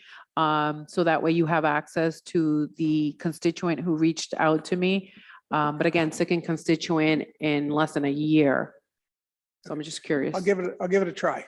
I received a sewer tutorial today. The couple of things specific to any constituent, feel free to pass the information along to Gina or Paul. So we'll specifically look into for those people. But how it works, apparently the sewer lines belong from the house actually to the street and then to the street to the main. So it's a couple of segments.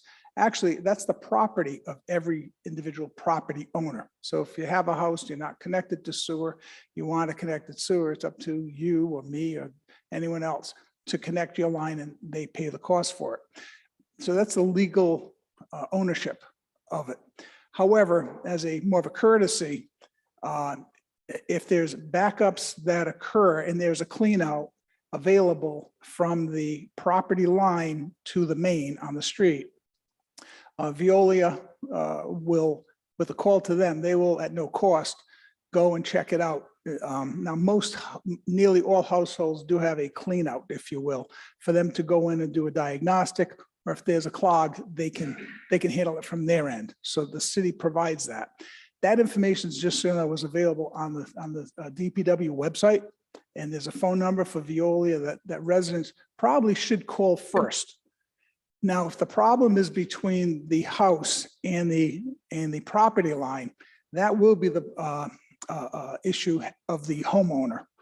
In which case, if Veolia fails or to find anything, then the next step would be to have someone call their plumber or whoever to take care of the issue. So that's the general rule, if that's helpful. It is, and I believe they did reach out to the company, I think that you just mentioned. Veolia, and I will double check on the sewer spreadsheet, system. the Word document that they shared, and again, I'll be happy to forward that over, but I believe I believe they were told that at this point, it wasn't between their property line, it was on the city side. So that's why hence the reason why I added on here to understand what does happen if it is. I understand it could be a he said, she said, inspectors come out, but I am just trying to get us. Again, an if there is a idea of it. clean out, we'll make sure Veolia does respond and do what they have to do from their end. Okay. So I'll forward you the email if that's okay and see whether or not someone from Public Works or whoever is able to take a look at it. At this point, they're still dealing with, I believe, the cleanup and numerous different companies coming in terms of even the bacteria that was in the house, and they had to leave the house for for some time and then come back in. So see what we're able to possibly do if it is on our end or not. Yeah, on the individual basis, happy to Okay. help. All right, perfect. The other item on there is, I'm just trying to get an update on the mayor's proposed 3% salary increase that was allocated in the current fiscal year 23 that we're in, whether or not the mayor has backed from his decision on giving giving some directors within the administration that 3%, given the fact that obviously recent layoffs in the city and a tax increase. So I'm just trying to get a sense of if that's happening or not. Yep, the mayor has been holding off on this and giving it a lot of thought. There's various arguments to this. Obviously, there's proximity between the school department and the administration, in the city side, there's roughly 1,800 employees. With the exception of the 24, I'll say, administrative personnel, everyone is receiving and have been receiving raises. And they will be receiving raises. So the mayor is trying to judge that. And obviously, as we know, we are losing people due to non-competitive wages. The mayor is recognizing that. He recognizes that just because I'll say his appointments or administrative people, they're still people. They're managing departments with less people, working even harder than they did before. So in recognizing both arguments to it, to set the example, if you will, and also not being political as a knee-jerk reaction, he's thinking a 2% increase would be a fair increase, considering for the last 10 years, there may have been 2 or 3 increases for the administrative side. So that's what his thoughts are at this time. So he's given the raise. Likely that's how he feels, is the 2%. From 3 was A decreased reduction, to 2. yeah, a reduction from 3 to 2. And when does a mayor, when will this start? As of what pay period? We could make it retro to July 1 or the next one. But happy to share that information. Again, we recognize the political aspects of this, that they could be criticized, but people in this day and age, people do have, just because they work for the mayor, doesn't mean they're not people and they don't have bills. And so the mayor asks for your understanding about that. And over the years, they've been held back, frankly, in many cases, we're not competitive in our salaries. And I know the councilman spoke about not having a living wage. Many of those admin personnel under that definition are not making a living wage. And they too believe that they should be able to afford a house. So for those various reasons, the mayor does propose a modest 2%. I'm just curious, what made his process go from a 3 to a 2? Certainly felt when the mayor's budget was proposed, frankly, the severity or the significance of the financial constraints of the city were not known at that time as the budget was being developed. And in reflecting back, he thinks it'd be appropriate to cut back as a result of it. But he didn't want to cut back to 0. I thought that would be not fair at the same time when 98% of the city employees were receiving increases. Does that dollar amount approximately add up to that 2% salary increase? Approximately $35,000 for all 24 people. For all the directors that are. All the administrative personnel. Administrative personnel, by way of examples, tax assessor. That's not, so it's not just a director per se. There are a handful of lower staff positions, if I should say lower, but staff positions that don't pay the $60,000, $70,000, $75,000. Okay, so that's a 33, sorry, was that 33 or 35? Approximately 35,000. I could be off by a couple of $1,000s. And so does that impact the hospitalization, everything else, all the other numbers as well? Mr. Igo may be able to speak to that, but a minor impact, I'm going to guess perhaps not on hospitalization, but on payroll taxes. My guess it's going to be maybe another 10% or so, 15% on the very high side. So So if- maybe all in, would it be fair to say, Mr. Igo, I think you're doing numbers right now. So is it fair to say that the 35,000 or so would have increased? And I'm not sure if, I think there was one person who was getting possibly laid off from the mayor's office as well. Is that just making up the dollar amount roughly in that person's salary to this increase? That was not the thought process, but the position that would not being funding in the mayor's office was paying more than the cumulative effect of these 24 positions.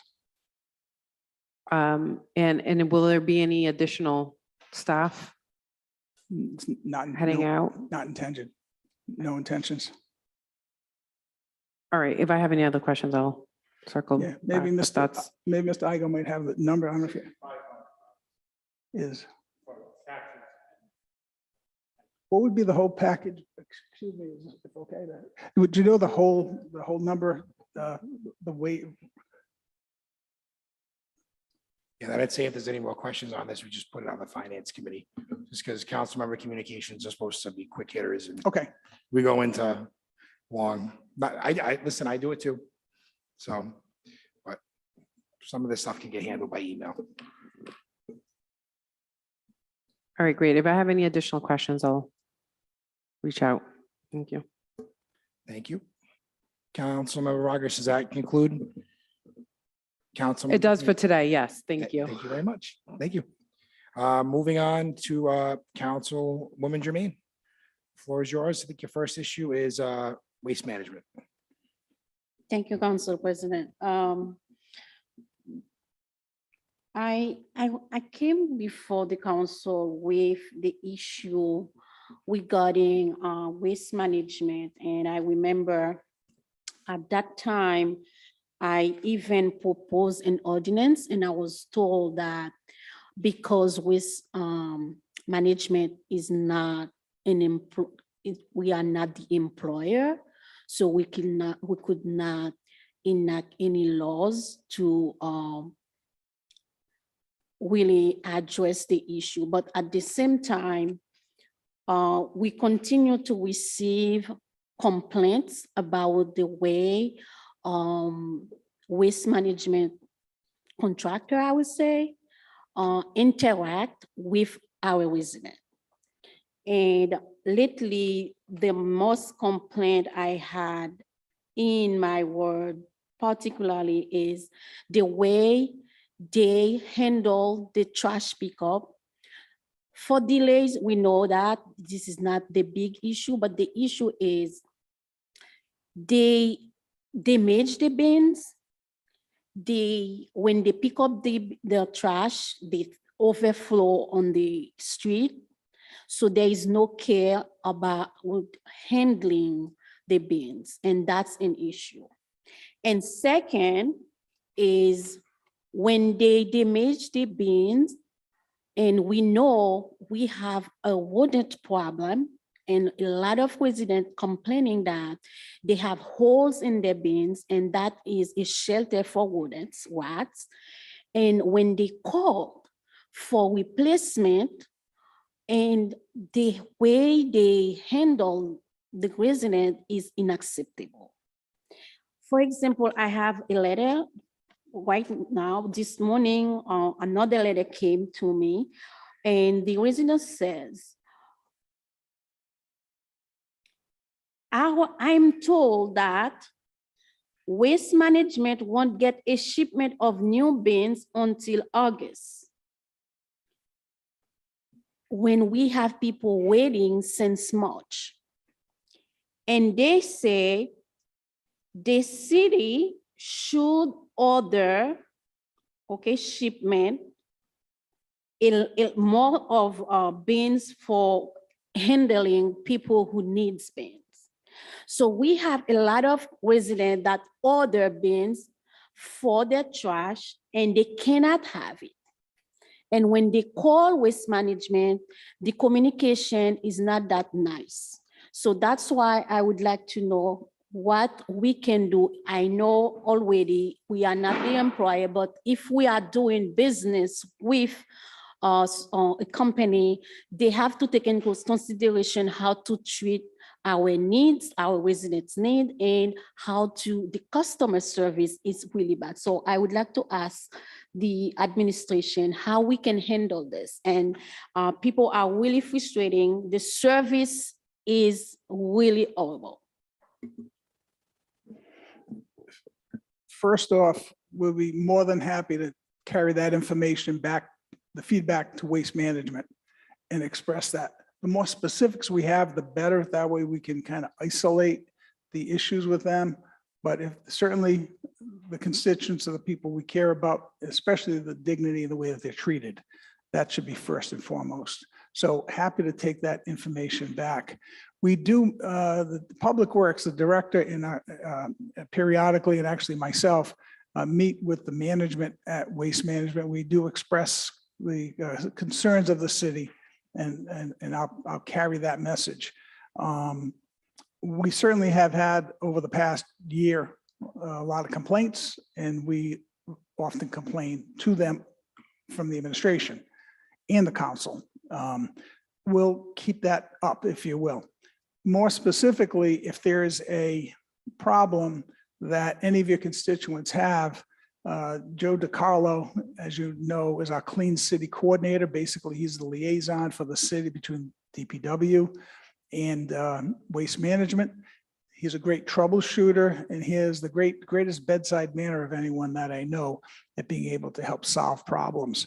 So certainly there's that in-between person. He's our go-to person. So if there's a particular issue that they're having, they're not being effective with waste management or not treated properly, please call to Gina Capriano's or Paul's attention, and we'll be certain to speak with Joe.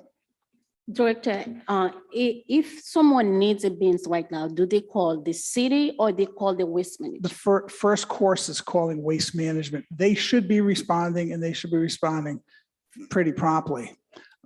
If there's a problem, Director. and then the second choice would, the second avenue would be contacting the mayor's office. In this email, the resident state, they stated that I should complain to my city for not ordering enough bins.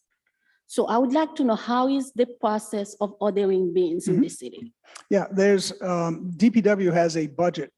I forget if it was $100,000, $150,000 for replacement bins. And I was informed that it was the end in June, it was the end of the budget year, that there was a delay because we ran out of budgeted funds. Waiting for the delay was approximately 10 days, maybe 7 to 14 days, probably about 10 days, where we actually held off for budget purposing and purchasing the bins. But I was told by Mr. Bernardo that that was the maximum delay to his knowledge. If there were delays beyond that, I can't speak to that. When the city ordered the bins, do they store it or it stays with waste management for when someone needs to supply? Yep. Waste Management has the bins. And there's a process for leaving the damaged bins out the day of pickup, and they're supposed to swap them out. So that's the process. But again, should there be a problem, Mr. DiCarlo can troubleshoot. Actually, we have several residents who have a bins without a lid. And that's one of the issues this particular resident have been calling to see how we can handle that. And we know everyone with the issue of rats, you have a bins without lids, you have a bins with holes. It's just you prepare for rats. Mm-hmm. So it needs each one of us to really eradicate rats problem. But if we have waste management handling those, not only, damage the bins and not be able to replace them when we need, and when we call, this is a big issue. It seems that there's a disconnect. If I would say that's a perfect reason why we do want to replace the bins at the city cost. You know, so we want to do that. We want to encourage that. If you're finding there's a snag, then we have to be made aware of it. And at that point, possibly, if your constituents can contact Gina, or if you as a council person would like to contact the director, Deputy Chief of Staff Macaulay, he'll troubleshoot it for you. But no, we're advocating just as you're advocating for the reason for the bins, and that's why that money's there, particularly for damaged and bins that have been breached. Can you tell us again how much it costs for a replacement of bins? Mike, do you have the budget on that? It's either $100,000 or $150,000. I apologize for not recalling. And then if there's a wheel repair or something like that, Mr. DeCarlo will go out and he goes out there himself and just repairs a lot of wheels. Okay, for a resident to replace a bins, how much? It costs again? Free of charge. Free of charge. If they want an extra bin, replacement is free of charge for damaged bins. And as one of our favorite council people have experienced, and to your point, I think the trash people handled the bin very roughly and dropped it. And it's hard to prevent other than communicating it. But as I think we have a witness here, that they pretty promptly, we replaced that, not only because she was a council person, but because any person. As you also know, if there's an extra bin that they require, it's $150 a year for an additional bin.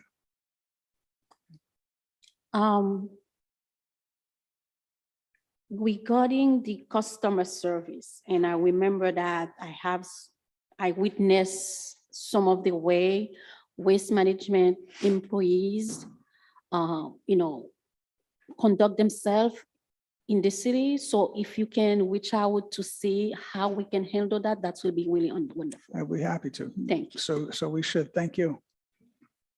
Thank you, council member. Moving on to council member communications, council member Donegan. Thank you, Council President. Good evening, Director Moretti. Just wanted to kind of get an update on the status of the splash pad project at Bain. It was my understanding that the hope was that it would be operational this year. I think the last time I spoke with Director Tasalia, there was kind of some delays in supply chain, I guess, for lack of a better term. Just looking for an update. Sure. Yeah. Actually, Director Tasalia is piped in, I believe.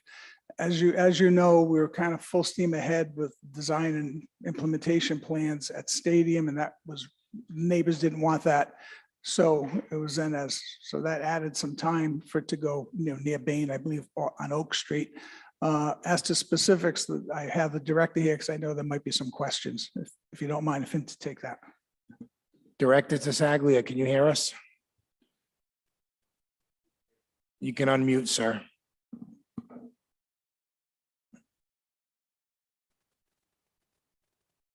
Do you hear me now, Council President? We can hear you loud and clear. Okay. Hello, councilmen and women. Hope you guys all survived the last week of heat we had. Let me just give you an update on this. I'm going to read you what I know to date, and then give you a timeline on how we got to this point. The latest update on the splash pad at Oak Street is the excuse me, hydraulic engineer is currently designing the system for that specific site to Marion Construction so they can proceed with permitting, staging, and construction.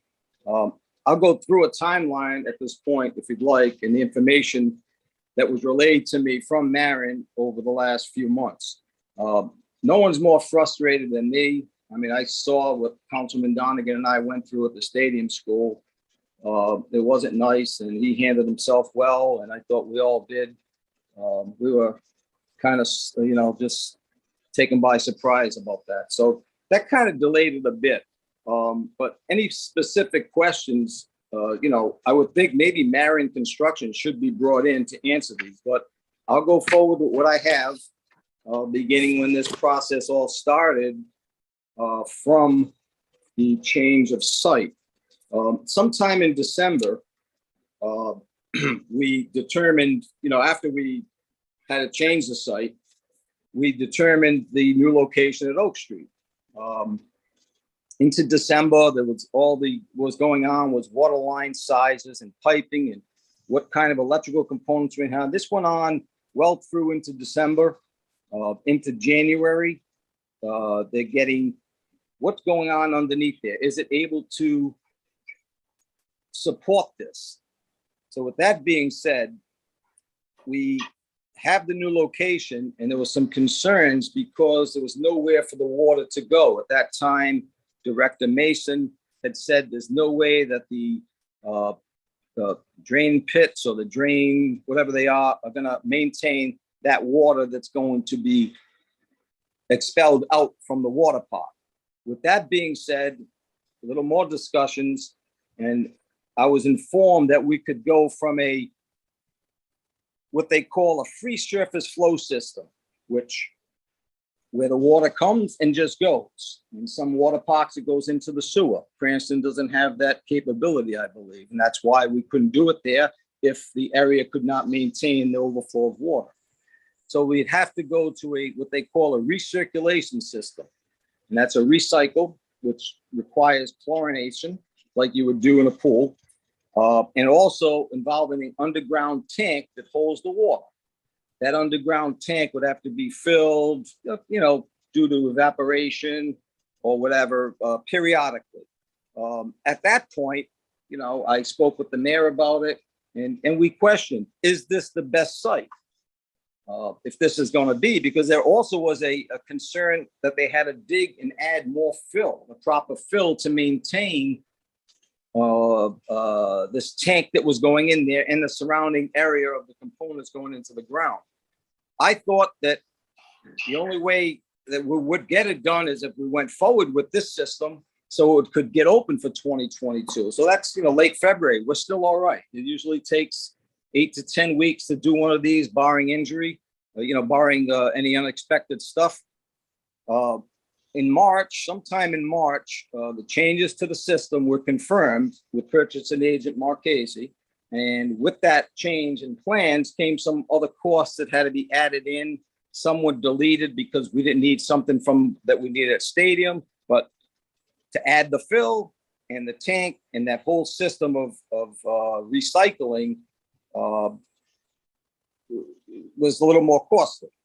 In April, we were still confident for 2022, and we were informed that it was a product delay with products, the jets, the sprays, the connectors, other materials that are back ordered, not just for our site, but for other existing jobs that this company has all over wherever they are.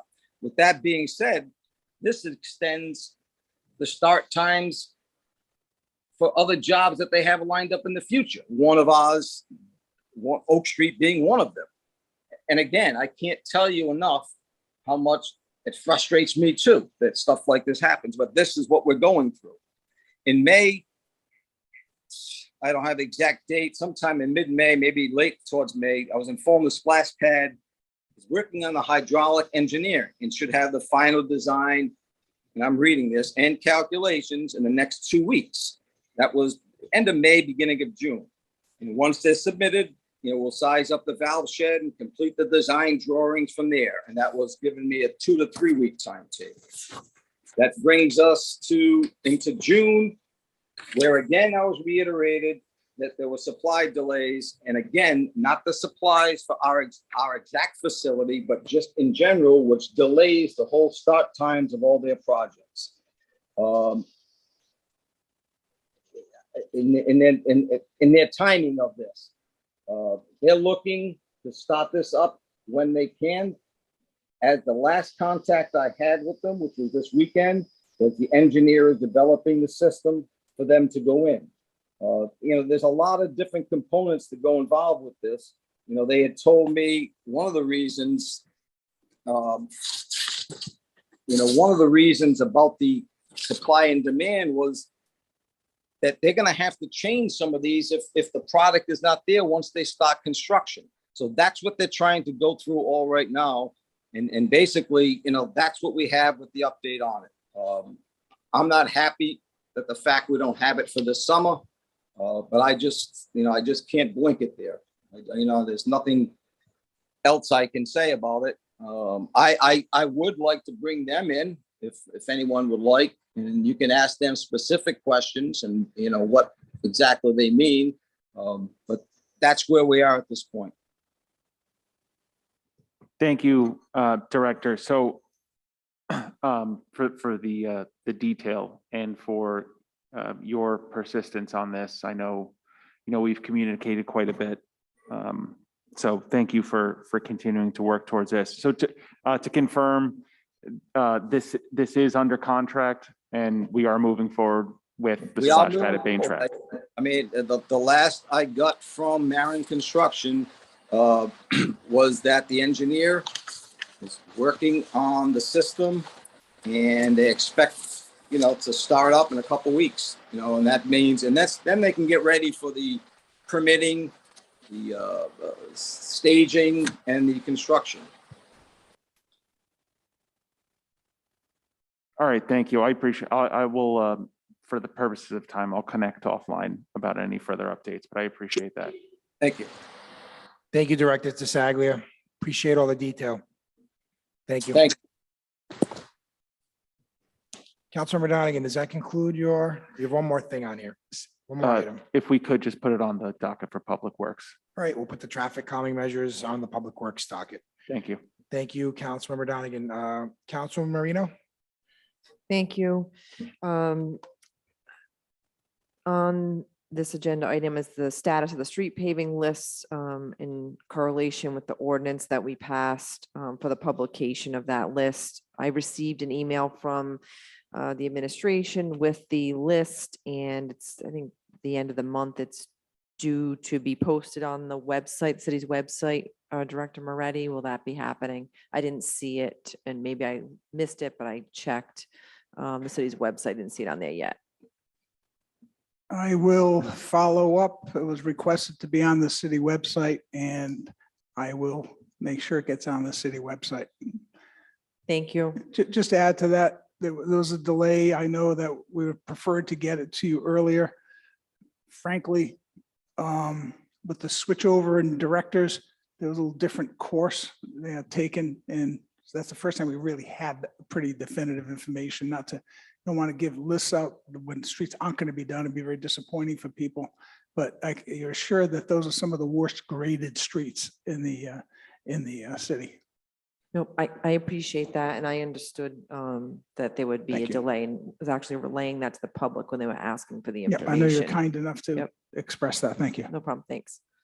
Thank you very much, everyone. That concludes council member communications. I see no council business matters carried over.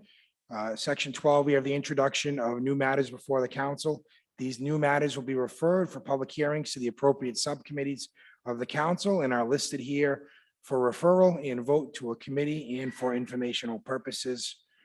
I'll entertain a motion to send all of the new business to the proper committees. So moved. Second. Any discussion?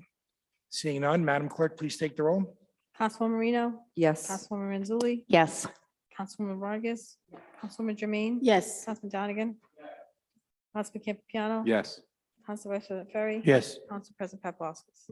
Yes, miscellaneous business. We have two items here that were held from the previous docket. They were taken care of earlier this evening. So Madam Clerk, we can remove those items from miscellaneous business for the next meeting. The City Council's next regular monthly meeting will be held on August 22nd, 2022. I'll entertain a motion to adjourn. Motion to adjourn. Second. Any discussion? Seeing none, all in favor, say aye. Aye. Any opposed? None opposed. We are adjourned. Thank you, everyone. Have a great night.